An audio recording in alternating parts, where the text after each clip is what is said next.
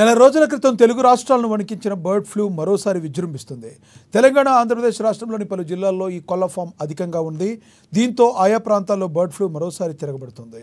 కొద్ది రోజుల క్రితం తెలంగాణలోని నల్గొండ జిల్లాలో బర్డ్ ఫ్లూ కారణంగా వేలాది కోళ్లు మృతి చెందగా అప్రమత్తమైన అధికారులు తక్షణ చర్యలు తీసుకున్నారు.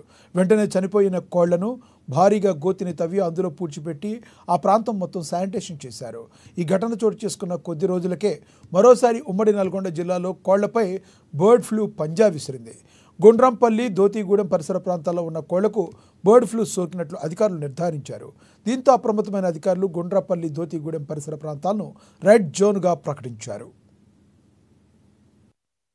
మెజర్స్ మనం ఇక్కడ గుండ్రంపల్లిలో టేకప్ చేయడం జరుగుతుంది.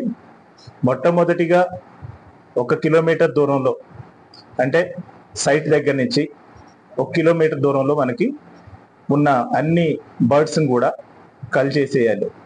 కల్ చేయటం అంటే వాటిని గొయ్యి తీసి పూడ్చిపెట్టి ప్రాపర్గా సున్నం వేసి మళ్ళీ ఒక 4 అడుగులు 5 అడుగులు మట్టి పైన పోసి దాన్ని పూడ్చి చేయటం జరుగుతుంది. ఈ కోళ్లే కాకుండా పౌల్ట్రీ ఫామ్లో ఉన్న దానా కానీ, పౌల్ట్రీ లిటర్ కానీ, దీన్ని కూడా మనం డిస్పోజ్ చేయాలి. ఇది కూడా గుంట తీసి గుంటలోనే పూడ్చిపెట్టాల్సిన అవసరం ఉన్నది. ముందుగా ఇప్పుడు మనం గత 3 రోజుల నుంచి ఈ ఆపరేషన్ని టేకప్ చేసాం. ఈ రోజుతో ఆపరేషన్ పూర్తవుతుంది.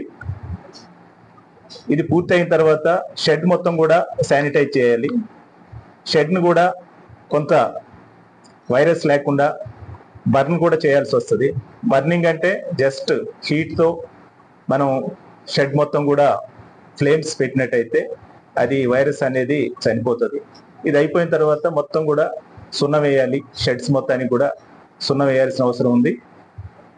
తర్వాత అది ఇన్ఫెక్టెడ్ జోన్ అని చెప్పి